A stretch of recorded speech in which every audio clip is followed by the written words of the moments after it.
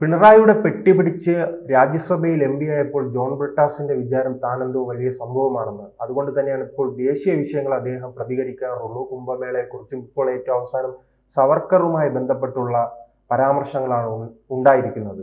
ഇദ്ദേഹത്തിന് സവർക്കറിനെ കുറിച്ച് അറിയാമോ? അദ്ദേഹം ശരിക്കും EMSന്റെ സവർക്കറെ കുറിച്ച് EMS എഴുതിയ ലേഖനങ്ങളും EMSന്റെ ഈ എന്താ പറയുക ഇന്ത്യൻ സ്വാതന്ത്ര്യ സമര ചരിത്രത്തെക്കുറിച്ചുള്ള പുസ്തകങ്ങളുമൊക്കെ വായിക്കണം. അത് വായിച്ചാൽ മനസ്സിലാവും. അല്ലെങ്കിൽ കുറഞ്ഞ പക്ഷം ആ അപ്പുക്കുട്ടൻ വള്ളിക്കുന്നിനോടെങ്കിലും ഒന്ന് ചോദിക്കണം. ഇപ്പോൾ ഇവരെല്ലാം ചേർന്ന് പുറത്താക്കിയതാണല്ലോ അപ്പുക്കുട്ടൻ വള്ളിക്കുന്നിന്. അദ്ദേഹത്തോടൊന്ന് ചോദിക്കണം, EMSന് വീര സവർക്കറെക്കുറിച്ച്, വീരവിനായക ദാമോദർ സവർക്കറെക്കുറിച്ച് എന്തായിരുന്നു അഭിപ്രായം എന്ന്. ഇന്ത്യൻ സ്വാതന്ത്ര്യ സമരത്തിൽ ഒരു പക്ഷേ ഗാന്ധിയേക്കാൾ കൂടുതൽ പ്രാധാന്യം സവർക്കർക്ക് കൊടുത്ത ആൾക്കാരിൽ ഒരാളാണ് EMS. സവർക്കർ ഒരു നിരീശ്വരവാദിയായിരുന്നു. അദ്ദേഹം ഈശ്വരനെ അംഗീകരിച്ച ആളായിരുന്നില്ല. പക്ഷേ കടുത്ത ഹിന്ദുത്വവാദിയായിരുന്നു. ഹിന്ദു സംസ്കാരത്തെ, ഈ ഭാരതഭൂമിയിൽ ജനിച്ചവരെല്ലാം ഹിന്ദുക്കളാണ് എന്ന് വാദിച്ചിരുന്ന ആളാണ് സവർക്കർ.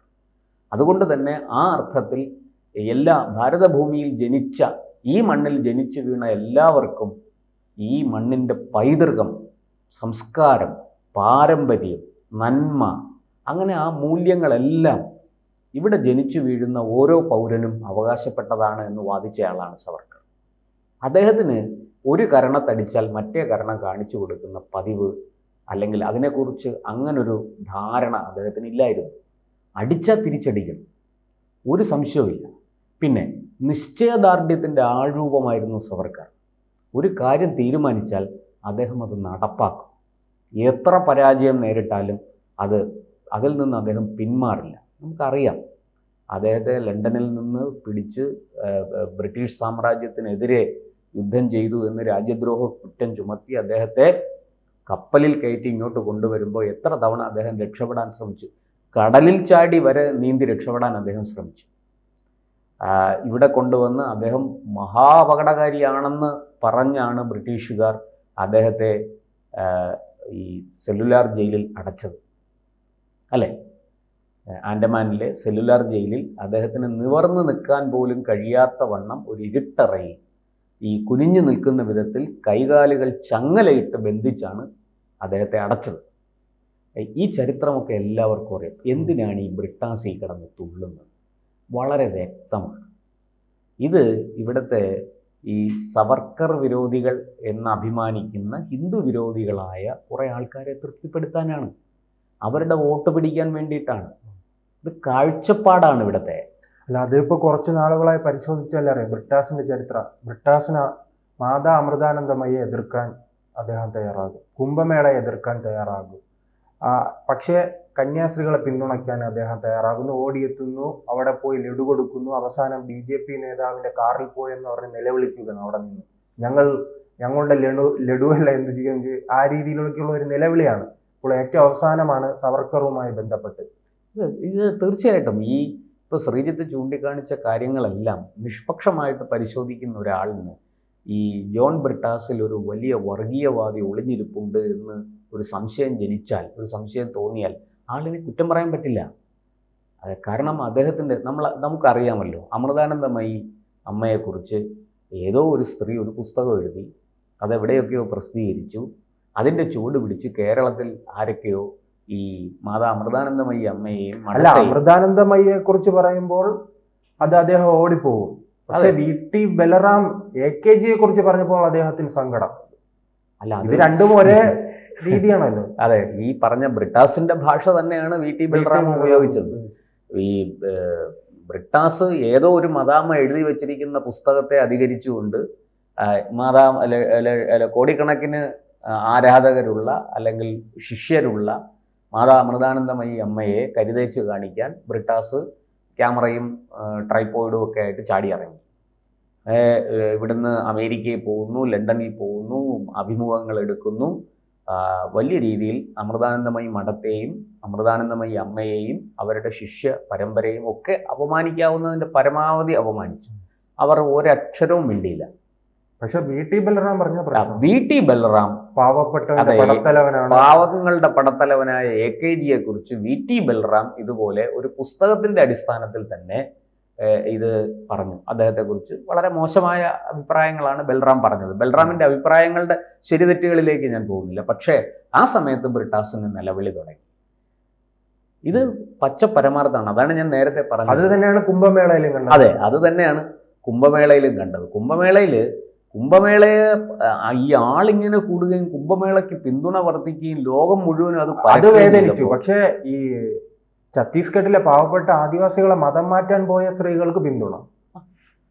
നമ്മൾ ബ്രിട്ടാസിനെ VT ബൽറാമിനെ എതിർത്തപ്പോൾ, പാവങ്ങളുടെ പടത്തലവനെ കുറിച്ച് പറഞ്ഞ ബൽറാമിനെ എതിർത്തപ്പോൾ നമുക്ക് മനസ്സിലായ കാര്യമാണല്ലോ. ബ്രിട്ടാസ് വളരെ പാർഷ്യലായിട്ടാണ്, വളരെ പക്ഷപാതത്തോടു കൂടിയാണ് ബ്രിട്ടാസ് പെരുമാറുന്നത് എന്ന് വ്യക്തമല്ലേ. ഇപ്പോൾ ഇവിടെ ഇപ്പോൾ കുംഭമേളയെ ഈ പറഞ്ഞ കണക്ക് കുംഭമേളയെ താലങ്ങും വിലങ്ങും അങ്ങ് ആക്രമിക്കുകയായിരുന്നു. കുംഭമേളയിൽ ഇത്രയും വലിയ ആൾക്കൂട്ടം ഉണ്ടായപ്പോൾ അത് ബ്രിട്ടാസിന് സഹിച്ചില്ല. ബ്രിട്ടാസോ ബ്രിട്ടാസിൻ്റെ പാർട്ടിയോ വിചാരിച്ചാൽ ഇതിൻ്റെ ഒരു 10-1 കരുത്ത് കാണിക്കാൻ പറ്റും. ഇതാരും ഇങ്ങനെ എന്താ പറയണ്ടേ, ഏതെങ്കിലും ഒരു സംഘടന ഓർഗനൈസ് ചെയ്തതൊന്നുമല്ല കുംഭമേള. എത്രയോ വർഷങ്ങളായിട്ട് നടന്നു വരുന്ന, എത്രയോ സഹസ്രാബ്ദങ്ങളായിട്ട് നടന്നു വരുന്ന ഒരു കാര്യമാണ്. അത് ഈ കുറി അത് ഇത്ര വർഷം കൂടുമ്പോഴുള്ള ചില പ്രത്യേകതകളോടുകൂടി നടപ്പാക്കുന്നു. ഭക്തരാണ് അവിടെ വന്നത്. വളരെ സ്വയം അച്ചടക്കം ശീലിച്ച്, സ്വയം അച്ചടക്കത്തോടു കൂടി പെരുമാറി അവിടെ വന്ന് അതിൽ പങ്കെടുത്ത് മാന്യമായിട്ട് തിരിച്ചു പോകും. അതിനെ എങ്ങനെയെല്ലാം മോശപ്പെടുത്താമോ അങ്ങനെയെല്ലാം മോശപ്പെടുത്തിയ ഒരാളാണ് ബ്രിട്ടാസ്. ഇപ്പോൾ സവർക്കറുടെ കാര്യത്തിലും അത് തന്നെയാണ്. അതുകൊണ്ടാണ് ഞാൻ ആദ്യമേ പറഞ്ഞത്, ഈ കുറഞ്ഞ പക്ഷം EMSന്റെ പുസ്തകങ്ങളെങ്കിലും ഒന്ന് വായിക്കും. ബ്രിട്ടാസ് സവർക്കർ ആരാണെന്ന് ബ്രിട്ടാസിന് മനസ്സിലാവും. അത് ബ്രിട്ടാസ് വായിച്ചിട്ടില്ല എന്ന് ഞാൻ കരുതുന്നില്ല. അതൊക്കെ വായിച്ച ആൾ തന്നെയാണ്, EMSനെ നന്നായി പഠിച്ചിട്ടുള്ള ആൾ തന്നെയാണ് ബ്രിട്ടാസ്. പക്ഷേ ഇപ്പോൾ ഇതൊക്കെ പറയുന്നത് അദ്ദേഹത്തിൻ്റെ ഉള്ളിൽ ചില അജണ്ടകളുണ്ട്. ആ അജണ്ടകൾ നടപ്പാക്കുകയാണ് ബ്രിട്ടാസ് ഇതിലൂടെ ചെയ്യുന്നത്. വാസ്തവത്തിൽ ആ പെട്രോളിയം മന്ത്രാലയം പുറത്തിറക്കിയ ഒരു പോസ്റ്ററിനെ ചൊല്ലിയാണ് ഈ വിവാദം. ആ പോസ്റ്ററിൽ ഗാന്ധിയുടെ ചിത്രത്തിനൊപ്പം വീര സവർക്കറുടെ ചിത്രവും കൊടുത്തിട്ടുണ്ട്. സത്യത്തിൽ ആ പോസ്റ്റർ മനസ്സിലാക്കിയാൽ നമ്മൾ താഴേന്ന് മുകളിലേക്ക് നോക്കുകയാണെങ്കിൽ ഏറ്റവും താഴെ ഭഗത് സിംഗ്, അതിൻ്റെ തൊട്ട് മുകളിൽ സുഭാഷ് ചന്ദ്രബോസ്, അതിനു മുകളിൽ ഗാന്ധി, അതിനു മുകളിൽ വീര സവർക്കർ. പക്ഷേ അതിനെ നമ്മൾ ഈ രീതിയിൽ കാണുകയാണെങ്കിൽ, മുന്നിൽ നിന്ന് പിന്നിലേക്ക് കാണുകയാണെങ്കിൽ ഏറ്റവും മുന്നിൽ ഭഗത് സിംഗ്, അദ്ദേഹത്തിൻ്റെ പിന്നിൽ സുഭാഷ് ചന്ദ്രബോസ്, അദ്ദേഹത്തിൻ്റെ പിന്നിൽ മഹാത്മാഗാന്ധി, അതിൻ്റെ പിന്നിൽ വീര സവർക്കർ. ഇങ്ങനെയാണ് ആ ചിത്രം കാണുക, നമ്മുടെ കണ്ണിൽ നമ്മുടെ ദൃഷ്ടിയിൽപ്പെടുന്നത്. അപ്പോൾ ഇത് കാഴ്ചപ്പാടിൻ്റെ കൂടി പ്രശ്നമാണ്. മനഃപൂർവ്വം സവർക്കറെ 4 ചീത്ത പറഞ്ഞാൽ ചില ആൾക്കാർ നമുക്ക് വേണ്ടി കയ്യടിക്കും, ചിലരുടെ കയ്യടി നമുക്ക് കിട്ടും. ഈ ഒരൊറ്റ അജണ്ടയാണ് അതിൻ്റെ പുറകിൽ. പിന്നെ തൻ്റെ ഉള്ളിൽ ഉള്ള ചില ഈ പറഞ്ഞതുപോലെ ഈ സവർക്കറോടും സവർക്കർ മുന്നോട്ട് വെച്ച ആശയത്തോടും സവർക്കർ ഏത് പ്രസ്ഥാനത്തിൽ പ്രവർത്തിച്ചിരുന്നോ ആ പ്രസ്ഥാനത്തെക്കുറിച്ചുമൊക്കെയുള്ള ബ്രിട്ടാസിൻ്റെ അറിവും. ബ്രിട്ടാസ് മനസ്സിലാക്കേണ്ട കാര്യം, സവർക്കർ രൂപം നൽകിയ ഹിന്ദു മഹാസഭയുടെ ചെയർമാനും പ്രസിഡന്റും ഒക്കെ ആയിരുന്ന ആളാണ് നിർമ്മൽ ചന്ദ്ര ചാറ്റർജി. ഈ നിർമ്മൽ ചന്ദ്ര ചാറ്റർജിയെ ഒന്ന് അന്വേഷിച്ച് നോക്കണം ആരാണ്. നിങ്ങൾ വളർത്തിക്കൊണ്ടുവന്ന, നിങ്ങൾ സംഭാവന ചെയ്ത ലോക്സഭ സ്പീക്കറായിരുന്ന, അവസാനം നിങ്ങൾ തന്നെ പുറത്താക്കിയ സോമനാഥ് ചാറ്റർജിയുടെ അച്ഛനാണ്. ഈ നിർമ്മൽ ചന്ദ്ര ചാറ്റർജിയും ഇടതുപക്ഷ സ്വഭാവമുള്ള, ഹിന്ദു മഹാസഭയിലൊക്കെ അദ്ദേഹം പ്രവർത്തിച്ചിരുന്നെങ്കിലും ഈ കമ്മ്യൂണിസ്റ്റ് പ്രസ്ഥാനങ്ങളുടെ സഹയാത്രികനായിരുന്ന ആളാണ് നിർമ്മൽ ചന്ദ്ര ചാറ്റർജി. അപ്പോൾ അദ്ദേഹത്തിന് അന്ന് സവർക്കറുമായിട്ട് ചേർന്ന് പ്രവർത്തിക്കാൻ ബുദ്ധിമുട്ടൊന്നും ഉണ്ടായിരുന്നില്ല. സവർക്കറുടെ ഹിന്ദു മഹാസഭയിൽ പ്രവർത്തിക്കാൻ അദ്ദേഹത്തിന് ബുദ്ധിമുട്ടൊന്നും ഉണ്ടായിരുന്നില്ല. മരിക്കുന്നത് വരെ അദ്ദേഹം ഹിന്ദു മഹാസഭയുടെ ഒരു അഭ്യുദയകാംക്ഷി, വെൽവിഷറായിരുന്നു. അക്കാര്യത്തിൽ യാതൊരു സംശയമില്ല. അദ്ദേഹം ഹിന്ദു മഹാസഭയായിട്ട് ഒരിക്കലും തെറ്റിപ്പിരിഞ്ഞിട്ടില്ല. അങ്ങനെ തെറ്റിപ്പിരിഞ്ഞതായിട്ട് ഞാനെവിടെയും വായിച്ചിട്ടില്ല. ഉണ്ടെങ്കിൽ കാണിച്ചു തന്നാൽ കൊള്ളാം.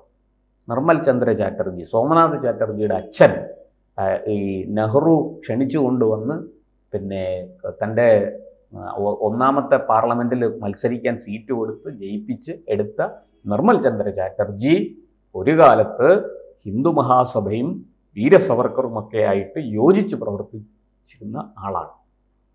ഈ സത്യം അറിഞ്ഞുകൂടാതെ അല്ല ബ്രിട്ടാസ് ഇതൊക്കെ പറയുന്നത്. ഇത് ഇവിടെ ചില ആൾക്കാരുടെ കയ്യടി കിട്ടണം, അതിന് ഈ കിട്ടിയ വകുപ്പിന് ഇത് ഉപയോഗിക്കുകയാണ്. ഒരു കാര്യം മാത്രം വ്യക്തമാക്കാം, കേവലം ഗാന്ധി മാത്രം പ്രയത്നിച്ചതുകൊണ്ടല്ല ഇന്ത്യക്ക് സ്വാതന്ത്ര്യം കിട്ടിയത്. നൂറുകണക്കിന് ആൾക്കാർ ആത്മാഹുതി ചെയ്തിട്ടുണ്ട്, അവരുടെ ജീവിതവും ജീവനും ബലി കൊടുത്തിട്ടുണ്ട്. അത് ഈ നമ്മൾ 1800കളിലേക്ക് പിന്തിരിഞ്ഞു പോയാൽ 1800കളുടെ അവസാനം ഇന്ത്യൻ സ്വാതന്ത്ര്യ സമരം എങ്ങനെയാണ് നമുക്കറിയാം. 1857 ശിവായി ലഹളയൊക്കെ നമ്മൾ കണ്ടതാണ്. അതിനെ ഒന്നാം സ്വാതന്ത്ര്യ സമരമായിട്ട് വിശേഷിപ്പിക്കുകയും ചരിത്രത്തിലൂടെ സഞ്ചരിച്ച് പിന്നോട്ട് ചെന്ന് അതിൻ്റെ സത്യാവസ്ഥ തെളിവ് സഹിതം കണ്ടെത്തി ലോകത്തെ ബോധ്യപ്പെടുത്തുകയും ചെയ്ത ആളാണ് വീര സവർക്കർ. അദ്ദേഹത്തിൻ്റെ പുസ്തകങ്ങൾ, അദ്ദേഹത്തിൻ്റെ ലേഖനങ്ങൾ, അദ്ദേഹത്തിൻ്റെ എഴുത്തൊക്കെ ഇന്ത്യൻ ജനതയ്ക്ക് നൽകിയ ദിശാബോധം, അത് കുറഞ്ഞ പക്ഷം കമ്മ്യൂണിസ്റ്റുകാർക്കെങ്കിലും നൽകിയ ദിശാബോധത്തെക്കുറിച്ച് ബ്രിട്ടാസ് ഒന്ന് പഠിക്കുന്നത് നല്ലതാണ്. നിങ്ങളുടെ ആദ്യകാല നേതാക്കളെല്ലാവരും എന്തിന് വൈസ്രോയ്ക്ക് കത്തെഴുതിയ നമ്മുടെ കമ്മ്യൂണിസ്റ്റ് പാർട്ടിയുടെ താത്വികാചാര്യൻ PC ജോഷി മുതൽ ഈ ബ്രിട്ടീഷുകാരുടെ സാമ്രാജ്യത്വത്തിനെതിരെ ഞങ്ങൾ വലിയ യുദ്ധം ചെയ്തു എന്നാണല്ലോ പറയുന്നത്. അതേ സാമ്രാജ്യത്വത്തിൻ്റെ കാലിലിട്ടിരിക്കുന്ന ഷൂ നക്കി മാപ്പ് ചോദിച്ച PC ജോഷി തുടങ്ങി ഇങ്ങോട്ടുള്ള ആൾക്കാരെ വീര സവർക്കർ എങ്ങനെയാണ് സ്വാധീനിച്ചിരുന്നത്, അവർക്കൊക്കെ ഇന്ത്യൻ സ്വാതന്ത്ര്യ സമരത്തിലേക്കും ഈ പറയുന്ന പുരോഗമന പ്രസ്ഥാനമെന്ന് നിങ്ങൾ അവകാശപ്പെടുന്ന ഈ പ്രസ്ഥാനത്തിലേക്കുമൊക്കെ വരാനും പ്രവർത്തിക്കാനും അവരെയൊക്കെ സവർക്കർ എങ്ങനെ ഉത്തേജിപ്പിച്ചു, എങ്ങനെ പ്രോത്സാഹിപ്പിച്ചു എന്നുള്ള കാര്യം കൂടി കുറഞ്ഞ പക്ഷം ഒന്ന് ചരിത്രത്തിലേക്ക് തിരിഞ്ഞു നോക്കി EMSൻ്റെയും അതുപോലെ തന്നെ പഴയ പല ആൾക്കാരുടെയും പുസ്തകങ്ങളൊക്കെ ഒന്ന് മറിച്ചു നോക്കിയാൽ അറിയാവുന്നതേ ഉള്ളൂ ബ്രിട്ടാസ് ഈ കാര്യങ്ങളെക്കുറിച്ച്. അത് നല്ലവണ്ണം മനസ്സിലാക്കിയിട്ട് നിങ്ങൾ ഈ പറയുന്നത് പോലെ സവർക്കറെ വിമർശിക്കാൻ. സവർക്കർ ഒരു സംഘപരിവാർ സംഘടനയിലും പ്രവർത്തിച്ചിട്ടില്ല. സവർക്കറെ മാത്രമല്ല, ഈ ലക്ഷോപലക്ഷം വിപ്ലവകാരികളെ, ഇന്ത്യൻ സ്വാതന്ത്ര്യ സമരത്തിന് വേണ്ടി സർവ്വതും സമർപ്പിച്ച ലക്ഷോപലക്ഷം ഈ പറയുന്ന സ്വാതന്ത്ര്യ സമര പോരാളികളെ ആദരിക്കുന്ന ദിവസമാണ് ആഗസ്റ്റ് 15. അതിനെ ആപത്ത് 15 എന്ന് പറഞ്ഞ് അനേക കാലം വർഷങ്ങൾ കരിദിനമായിട്ട് ആചരിച്ച പാരമ്പര്യമാണ് ഇന്ത്യയിലെ കമ്മ്യൂണിസ്റ്റുകാർക്കുള്ളത്. ആ പാരമ്പര്യത്തിൻ്റെ പിൻപറ്റി അതിൻ്റെ ചുവട് പിടിച്ച് നടക്കുന്ന ബ്രിട്ടാസിന് തീർച്ചയായിട്ടും വീര സവർക്കറെ പോലെയുള്ള ധീരദേശാഭിമാനികളോട് പുച്ഛമേ തോന്നുള്ളൂ എന്ന് ലോകർക്ക് എല്ലാവർക്കും അറിയാം. അതിനകത്ത് സംശയമൊന്നുമില്ല. പക്ഷേ കുറഞ്ഞ പക്ഷം അങ്ങനെ നിങ്ങൾ പുച്ഛിച്ചോളൂ, അത് നിങ്ങളുടെ പാർട്ടി ക്ലാസ്സുകളിൽ. പക്ഷെ പുറം ലോകത്ത് അത് അവതരിപ്പിച്ചാൽ തക്ക മറുപടി കിട്ടും. തിരിച്ചും അതുപോലെ വിമർശനമുണ്ടാകും, തിരിച്ചും അതുപോലെ നിങ്ങളുടെ തെറ്റുകുറ്റങ്ങൾ വിളിച്ചു പറയും. അതുകൊണ്ട് മാന്യത നാവടക്കി വെച്ച് മിണ്ടാതിരിക്കലാണ്. ഈ നിങ്ങൾക്ക് കയ്യടി കിട്ടാൻ വേണ്ടി സവർക്കറെ പോലെയുള്ള മഹത്തുക്കളെ അധിക്ഷേപിക്കാൻ ശ്രമിച്ചാൽ അത് ഈ രാജ്യത്ത് ആരും ക്ഷമിക്കില്ല, അത് കയ്യും കെട്ടി നോക്കിയിരിക്കില്ല. അതിന് കൃത്യമായ മറുപടി വാക്കുകൾ കൊണ്ട് നൽകും. അത് ഏറ്റുവാങ്ങാൻ കൂടി ബ്രിട്ടാസിനെ പോലെയുള്ളവർ തയ്യാറായിരിക്കും. കൂടുതൽ വാർത്തകളും വിശേഷങ്ങളും നിങ്ങളിലേക്ക് എത്താൻ ABC മലയാളം സബ്സ്ക്രൈബ് ചെയ്യുക, ബെൽ ബട്ടണും അമർത്തുക.